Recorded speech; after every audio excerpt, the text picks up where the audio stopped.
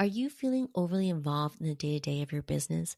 If removing yourself from certain day-to-day processes or tasks isn't getting easier, you might have overlooked some key processes. In this episode, we share the concept of invisible work. Invisible work is the critical yet often overlooked processes that you, as the business owner, might be handling because you don't know how to get it off your plate. Your invisible work wastes valuable time and keeps you working in your business instead of on your business. If you can't fully articulate the invisible work, it stays invisible and holds you back from scaling. And when you uncover the invisible work, you also gain a strategic advantage by revealing more of your intellectual property. So tune into this episode to get the invisible work off your plate and escape the daily grind. Plus, get 5 questions that will help you uncover your invisible work and grow your intellectual property.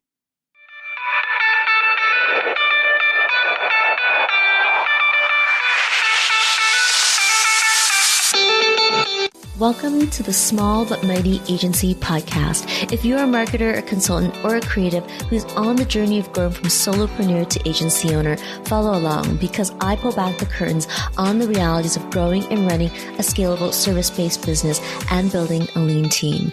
I'm your host, Audrey Joy Kwan. I know what it takes to build an agency. Whether it's from solo to 3, 5, or 20, I've done it, including supporting an agency owner to sell and exit. I've coached and consulted over 120 marketers, creatives, and consultants, and I've been behind the scenes of 7-figure businesses. I also have a master's degree in communications, specializing in organizational development. All this to say, I know what it takes to grow, lead, and operate a multiple 6- and 7-figure small but mighty agency. And here on this podcast is where we'll dive right in.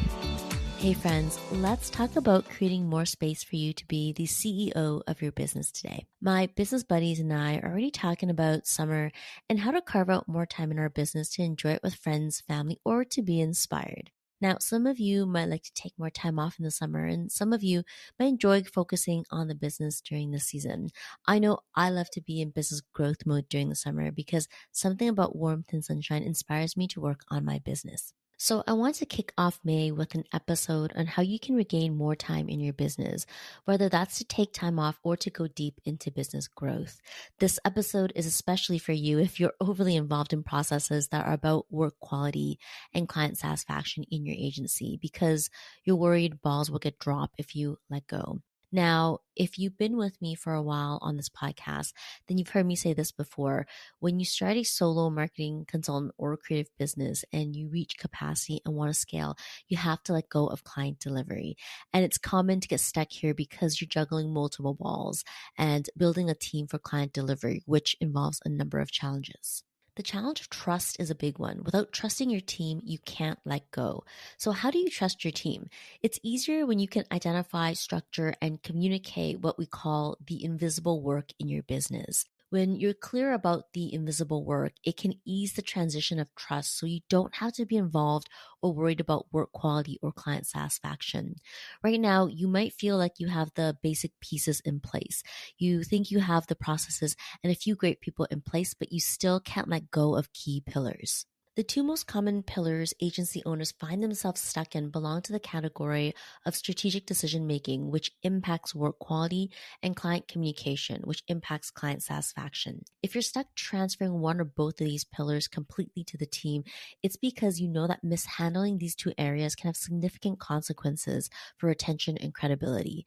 And if I were to drill down to why even process-loving business owners, that is, business owners who aren't new to the idea of processes and systems, and consider themselves organized and detailed, get stuck here, it's because they can't see the invisible work. Invisible work needs processes too, and these are often overlooked. Many of the agency owners I work with struggle to see the invisible work and translate it into process, systems, and training. It's the invisible work that underpins the success of activities in work quality and client satisfaction. The output or result is easy to see, but the invisible work is much more difficult. This invisible work often includes knowledge, skills, and habits that aren't immediately obvious but critical to high performance. The invisible work that happens in your head is the knowledge, skills, and habits. When invisible work stays hidden, it feels like there's a gap between what you expect and what the team is delivering. And that often keeps you stuck jumping back in. If that sounds like you, I see you and I want to help you identify the invisible work and turn it into your intellectual property. It all starts with clearly identifying the invisible work. And I know that's easier said than done for business owners with specialized skill sets. Once it's named, we can structure it so that it's a process that you can strategically roll into current processes or establish changes. More often than not, you will see that intellectual property is inside this invisible work. Then you can set your team up for success by clarifying roles and expectations for the invisible work and communicating expectations. If you don't clarify the invisible work and instead pass the bottleneck role to someone else to police, instead of empowering the team with the resources and tools to perform, you haven't effectively solved the challenge of effectiveness and scalability. When the invisible work continues to live in one person's head, whether that's yours or the person you've decided to pass the bottleneck to, it can put your business at risk of falling apart when that person leaves. For example, I work with niche agency owners who often feel like they can't pass strategy down the line because as the owner and operator, they feel like they have a natural sixth sense or intuition that comes from their experiences, and nobody can do it like them. Yes, nobody is you because of the time you've spent with your clients. Having a number of years in the industry has likely given you a front row seat to inside knowledge, but that doesn't mean it can't be downloaded. It can. The invisible knowledge can be structured into intellectual property for your team to not only use, but to grow. The challenge is helping you let go, and you can. Our niche agency owners learn to let go by first integrating invisible knowledge into playbooks. Then we help the team own the playbook by giving them ownership of testing new strategic hypothesis and tracking what works and doesn't work. It's the structured transfer of ownership of the invisible work that sets both you, the business owner, up for success and the team to receive and deliver so you can let go. The same is true for client communication activities that you may have a hard time letting go of in your business. The invisible work is identifying underlying concerns or needs that aren't explicitly stated, knowing how to anticipate those needs, and being a subject matter expert for the clients. I like to think of these challenges as opportunities to capture your business's invisible intellectual property. This approach improves your agency's performance and enhances its overall productivity and reputation because you gain tangible assets, or what we like to think of as intellectual property, to make your business more scalable and enhance its value.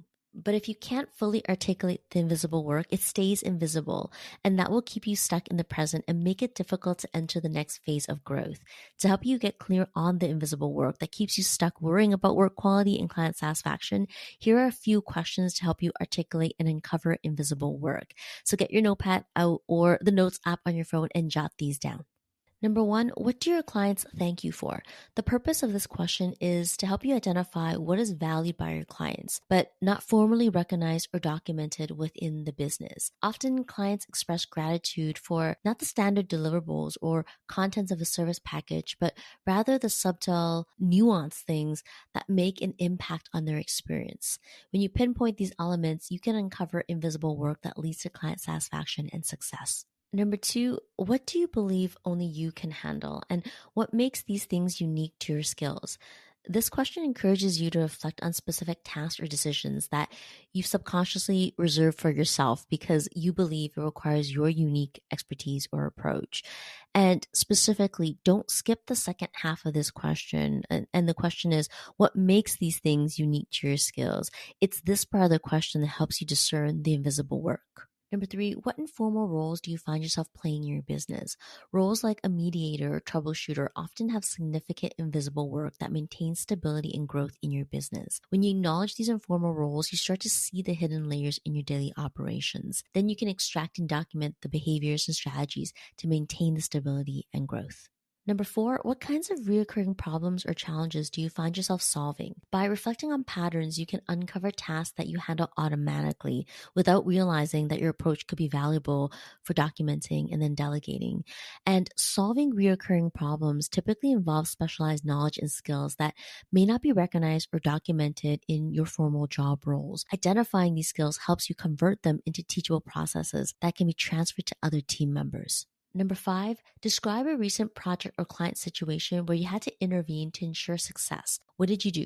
Leaning into specific examples helps trace back to the skills or knowledge applied, which might not be easy to see when you're in the moment. By reflecting on specific instances where your intervention was required, you can pinpoint the exact actions and decisions or invisible work that were key to navigating complex situations successfully. Think of it as a debrief to help you name the invisible work so that it reduces the dependency on you. In summary, helping you scale a client delivery team isn't just about hiring more people or assigning more tasks.